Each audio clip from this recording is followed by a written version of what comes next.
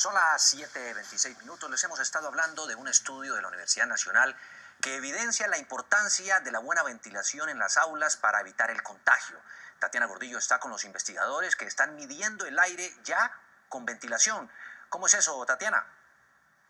Juan Diego y televidentes, hace unos minutos medimos la ventilación, pues cuando estaba con las ventanas cerradas, la puerta cerrada, y lo que indicaba este aparatico que mide exactamente el dióxido de carbono que exhalamos y que estamos volviendo a respirar dentro de un espacio cerrado. El aparato nos arrojaba alrededor de 1.300 partes por millón. ¿Esto qué quiere decir? Que estamos respirando casi 3 veces el aire que exhalamos. Pero ahora vamos a hacer el ejercicio con las ventanas abiertas. Hace unos minutos abrimos unas ventanas, vamos a abrir por acá las otras para ver qué pasa con esos aparatos. Y les quiero mostrar, por ejemplo, este que está más cerca a la ventana que ya habíamos abierto hace unos minutos. 622 partes por millón. Profesor, ¿eso qué quiere decir? ¿En qué cambió el aire en este espacio cerrado en el que estamos? Muy bien, la concentración de dióxido de carbono se redujo a menos de la mitad de lo que teníamos anteriormente. Entonces, el riesgo de contagio ligado a esa concentración se redujo en 3 veces. O sea, ahora tenemos solo 1/3 del riesgo de contagio que teníamos hace algunos minutos. Cuando no había ventilación. Cuando no había ventilación. Van a ver, televidentes, una gráfica en sus pantallas donde se ve cuáles son las recomendaciones. Por ejemplo, para un espacio cerrado en momentos donde no hay pandemia es de 1.000 partes por millón, pero ya en espacios cerrados en un momento de COVID-19 de pandemia debe ser por debajo de 700 partes por millón. ¿Por qué, profesor? Así es. Ese número al que se ha llegado después de un análisis de riesgos de contagio de COVID es el recomendado por diferentes expertos a nivel internacional para reducir el riesgo y considerar un lugar cerrado como seguro. Porque en menos de 700 estaríamos respirando menos del 1% del aire que exhalamos. Exactamente. Entonces el riesgo no es absolutamente cero, pero sí se reduce muchísimo. Y por supuesto hay que mantener las otras medidas. El distanciamiento es muy importante porque cuando las personas están muy cerca unas de otras, pues entonces la concentración de las partículas exhaladas es mucho mayor. Es mucho mayor. Bueno, Mauricio, que es también investigador de este estudio, nos va a contar cuáles son las características de una buena ventilación, Mauricio, porque ustedes mismos lo dicen, no solamente abrir una ventana. En ese caso tienes toda la razón, Tati. Muchas veces lo que recomiendan los medios en ese sentido es abrir netamente una ventana y con eso es suficiente. Las reglas de ventilación actualmente no están claras. ¿Cuál sería una buena ventilación para nosotros tener? Tenemos que abrir una ventana y abrir una puerta para que haya un flujo de aire. El aire que está por fuera tenga por dónde circular dentro del proceso. Y muchas veces nos hemos encontrado en estudios que hemos hecho en diferentes oficinas, en diferentes colegios, que apenas están abriendo unas que otras ventanas y eso no es suficiente. Entonces, lo mejor sería abrirlas todas, incluidas las puertas. Lo mejor sería abrirlas todas, abrir puertas y lo más posible. Entonces, en ese sentido, muchas veces también en esas oficinas, en esos colegios donde hemos realizado las investigaciones, muchas veces no es suficiente y la probabilidad de contagio sigue siendo alta. Sigue siendo alta. En sitios donde no hay ventanas, ¿qué hacemos? Porque también hay aparatos que nos podrían ayudar a purificar ese aire, ¿no? En sitios donde no hay ventana también está la posibilidad de usar diferentes tipos de purificadores como los que nos puede explicar el profesor Néstor. Ese lo tenemos acá precisamente para mostrarle a los televidentes. Profesor, ¿qué hace ese aparato en un sitio donde no hay ventanas? Sí, esto es un purificador de aire que se basa en un filtro de alta eficiencia. Ese filtro lo que hace es capturar el aire que está en este ambiente, pasarlo por ese filtro de alta eficiencia y remover todas las partículas que hay allí, o una buena parte de ellas.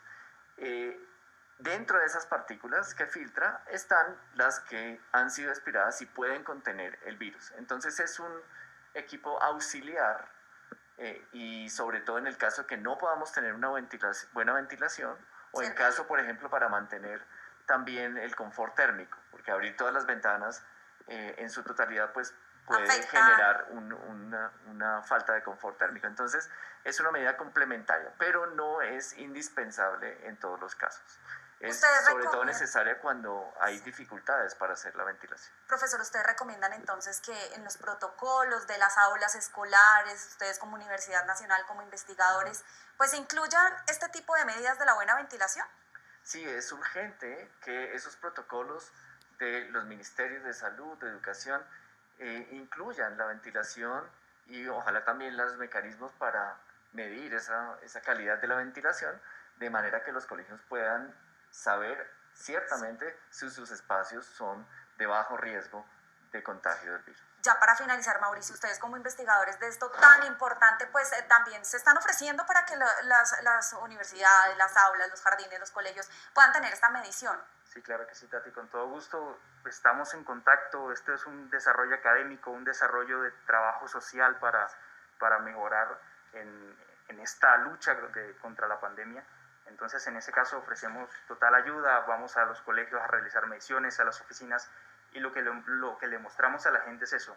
Muchas veces lo que se tienen son espacios que no son del todo válidos para estar en trabajos o para estar en colegio como tal. Damos recomendaciones, si es el caso podemos jugar con muchos factores, lo que es el tiempo de permanencia de una clase o el tiempo de permanencia en un trabajo. Podemos jugar con esa cantidad de personas que se encuentran. Digamos, si es un aforo del 30%, en muchos lugares se puede llegar quizá a un 40%, pero hay otros que por ventilación máximo podríamos estar a un 10-20% de aforo. Entonces, con todo el gusto estamos en un proceso académico, un trabajo social para reducir todo el tema de pandemia. Gracias, ese es el ofrecimiento que hace también la Universidad Nacional para que si usted en su jardín, en su colegio, pues puede medir esto y saber si está ventilando bien ese espacio, pues lo puede hacer gracias al acompañamiento científico que ellos hacen. Entonces recuerden, las ventanas siempre abiertas para evitar la propagación del COVID-19. Tatiana, un desarrollo científico además muy pertinente en este momento cuando nuevamente se encienden las alertas en medio de la comunidad de expertos por el contagio de COVID-19 a través del aire, a través de los aerosoles. ¿Por qué nuevamente se pone este tema sobre la mesa? Mónica Montalegre, ¿cuáles son las recomendaciones? Buenos días. Pues Alejandra, desde el comienzo de la pandemia, los expertos han hecho énfasis en la transmisión del COVID-19 por contacto, por gotas de aire y por aerosoles. Pues precisamente es sobre este último modo de transmisión que los científicos están llamando la atención para no bajar la guardia y para que en los protocolos se haga pedagogía sobre las maneras de ventilar correctamente.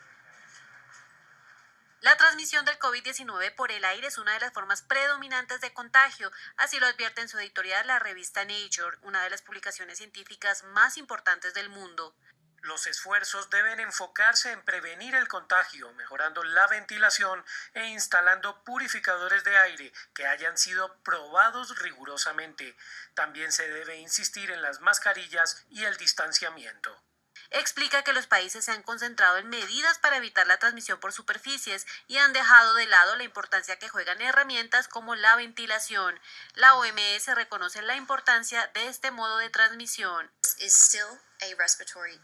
Se transmite de una persona a otra y a través del aire, a través de gotas, de aerosoles, partículas de diferentes tamaños. ¿Pero cómo funciona esta transmisión por aerosoles? ¿Por qué a los desodorantes que vienen en esta presentación se les llama aerosol? Precisamente porque la presentación que tienen, fíjense, sale un pequeño vapor que luego se vuelve invisible. Los aerosoles que salen por nuestra nariz y nuestra boca funcionan así. Entonces, lo que hacen es ellos volar en ese ambiente de aire hasta que llegan al cuerpo de otra persona, esa persona respira y esos aerosoles entran directamente a su sistema respiratorio. Por eso, para evitar el contagio, el tapabocas es clave, pero ojo, porque incluso los expertos advierten que permanecer en un espacio cerrado sin ventilación y por largo tiempo representa un riesgo, así se utilice la mascarilla. Las 3C, contactos cerrados, conglomerados, son de altísimo riesgo. Si en un espacio cerrado se usa tapabocas y distancia física, ayuda, pero no impide la transmisión del virus. Entonces, ¿cómo ventilar correctamente? Es súper importante que hayan 2 puntos de ventilación en cada sitio cerrado como mínimo. Un punto de entrada y un punto de salida. Esos puntos de entrada y de salida no deberían ser ventanas que están una al lado del otro, porque el aire no circula así. El aire circula más chocando entre obstáculos. Entonces es mejor que yo tenga, por ejemplo, una ventana y al frente o en diagonal una puerta abierta. ¿Y qué pasa cuando no hay 2 puntos de entrada o salida de aire? Es buena idea que frente a la ventana que tú tienes pongas en una posición en diagonal que haga chocar el aire y salir por la ventana, para que choque ese aire por la pared y salga por la ventana. Los expertos insisten en que ninguna medida de bioseguridad es autosuficiente para protegernos del virus. Las 4 se deben combinar: distanciamiento social, lavado de manos, uso de tapabocas y la ventilación en espacios cerrados.